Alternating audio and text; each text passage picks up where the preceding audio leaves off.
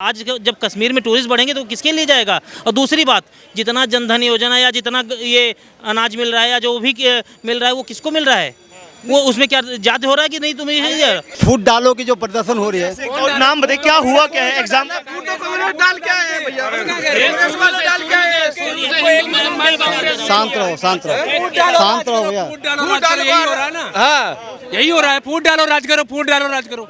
कहाँ हो रहा है, यही कांग्रेस वाले कर रहे हैं। पूर्व प्रधानमंत्री डॉक्टर मनमोहन सिंह का जब सत्ता में आए थे उन्होंने बोला था देश के संसाधनों पर पहला हक मुसलमानों का है, तब फूट नहीं डाला जा रहा था। अब बोलो भाई साहब उस वक्त इतनी गंदी राजनीति नहीं थी, आज है। अटल बिहारी वाजपेयी ने एक योजना दी थी बिहार के लिए और वो मर गए और आज तक वो पूरी नहीं हुई।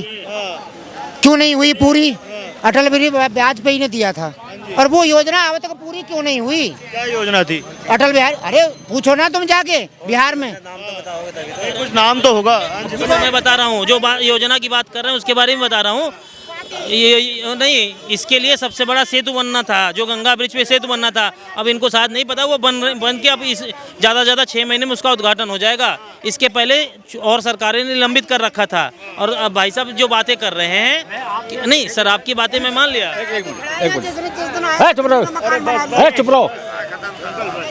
1998 में देश के प्रधानमंत्री अटल बिहारी वाजपेयी बने, ठीक है।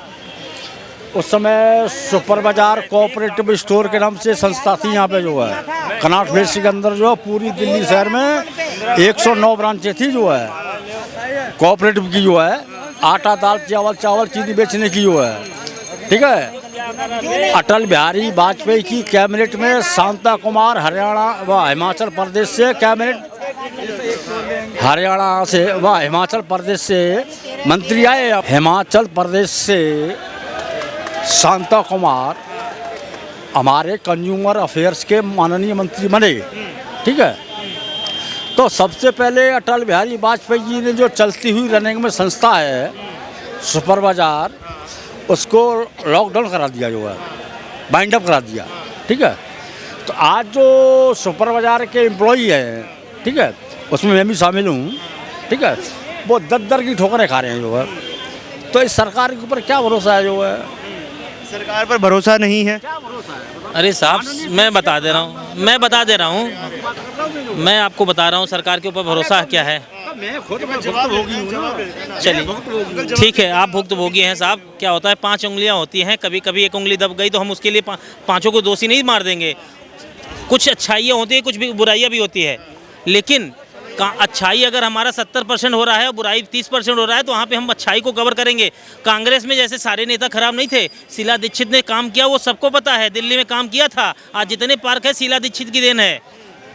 तो वो जितने हाँ वो काम किया, तो हम उसको डिनाई नहीं कर सकते कि कांग्रेस खराब कर रही थी।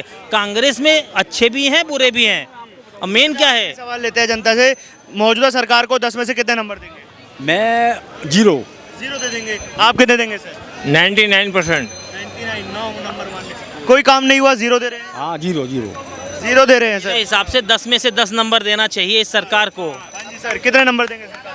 सब नंबर देना अलग बात है, वैसे नंबर कोई 99% दे रहे हैं, कोई 100% दे रहे हैं, लेकिन सवाल इसमें इस सरकार में सबसे बड़ी प्रॉब्लम ये है कि ये सिर्फ फूट के राजनीति करिए, ये फूट डालो राज करो की राजनीति करिए और कुछ नहीं करिए। इसके पीछे फूट डाल रहा है, हिंदू मुसलमान में फूट डाल रहा है। कैसे डाला? हाँ कैसे डाला? आप सभी लोग देख रहे हैं कैसे डाला। आप बताइए। मैं ये कह रहा हूँ, आरोप लगा रहे हैं तो बताइए। मैं बिल्कुल बता रहा हूँ। मेरा बताने का मकसद ये है कि जब कोई आदमी अगर मुसलमान किसी तरह या कोई ऐसा सरकार के खिलाफ कोई बोलता है, उसकी तरफ दुनिया भर का आईडी लग जाता है। हिंदू धर्म का जगह जगह प्रदर्शन हो रही है और खुला ऐलान कर रही है कि उसको मारो उसको काटो, इस तरह से कर रही है, उसके ऊपर कोई आरोप नहीं लग रहा है। बात करें सुप्रीम कोर्ट में केस चल रहा है सर, क्या हो रहा है सुप्रीम कोर्ट में? क्या कर लिया सर? कितने लोग अंदर गए? तो चलेगा कि लटका दे मोदी जी के जेसीबी लगा? नहीं, मोदी जी को लटकाओ ना। मोदी जी अभी तक आपको एक छोटी सी बात बताना चाहूँगा, एक छोटी सी बात। हाँ सुन ले, बस अभी सुन लीजिए, मैं बता रहा हूँ। आप बोल रहे हैं कि हिंदू मुस्लिम की है। भाई साहब मैं बताऊं, जितना मुसलमानों को इस सरकार मिला है, जितना आज के मेरा खुद का दोस्त कश्मीर का है, आज जो कश्मीर की हालत हम बोल रहे थे इतनी दिन से, कश्मीर का डेवलपमेंट आज की जो हालत है भाई साहब, वहाँ की एम्प्लॉयमेंट बढ़ रहा है, किसके लिए बढ़ रहा है? वो मुसलमान के लिए आज जो टूरिस्ट जाएंगे, आपको पता है, छोटा सा एग्जांपल देना चाहूँगा, दुबई सबसे अमीर देश कहा जाता है, क्यों पता है? उसकी इकोनॉमिक बहुत ज़्यादा है, लेकिन वो तेल से नहीं कमाता है, उसकी तेल से मात्र 1% इकोनॉमी है, वो टूरिस्ट से होता है। आज जब कश्मीर में टूरिस्ट बढ़ेंगे तो किसके लिए जाएगा? और दूसरी बात, जितना जनधन योजना या जितना ये अनाज मिल रहा है या जो भी मिल रहा है, वो किसको मिल रहा है?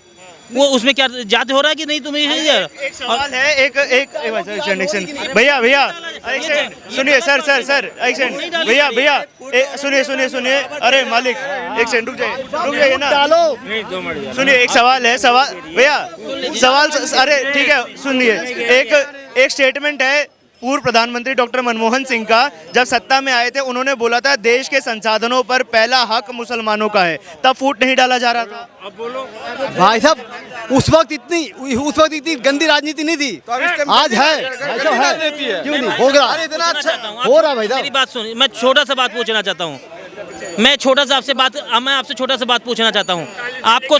सुनिए सर, कब तक फूट गिर रही है? चलिए, इनकी बात को मैं अभी छोटा सा सवाल से पूछना चाहता हूँ कि आपको 100 मीटर जाना है। सर सुनिए मेरी बात, आपको 100 मीटर जाना है और 80 मीटर तक का रोड काट के हम 20 मीटर बना दे, आप खुश रहोगे? तब 80, अगर मैं 80 मीटर तक सही कर दे रहा हूँ, 20 मीटर बच रहा है तो एक बार आदमी संभाल लेगा, लेकिन 80 मीटर खराब करके और 20 मीटर बना दे तो सही रहोगे आप?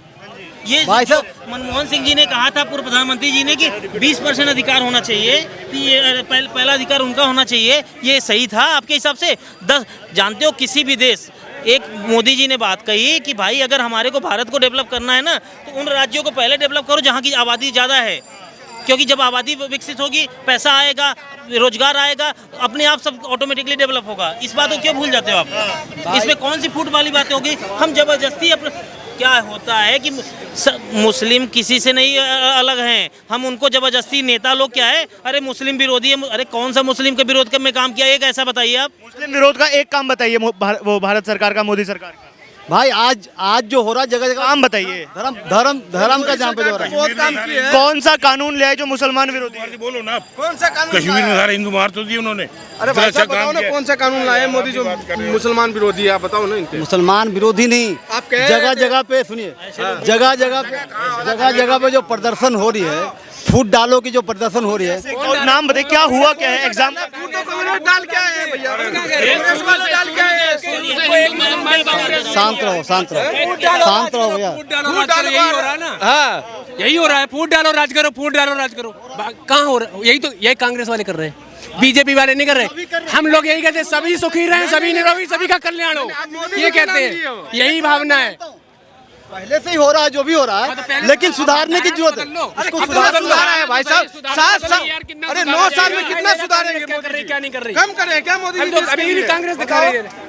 चलो भैया ठीक है, चलो क्यों, बात सही है, सही तो बात सही है ना। नमस्कार सर, क्या नाम है आपका? नमस्कार जी, मेरा नाम है रियासत अली। सर, अगले साल हमारे देश में प्रधानमंत्री पद के चुनाव होने वाले हैं और मौजूदा सरकार के 9 साल पूरे हो चुके हैं। ऐसे में क्या लग रहा है, हैट्रिक हो पाएगी या बाजी पलटेगी?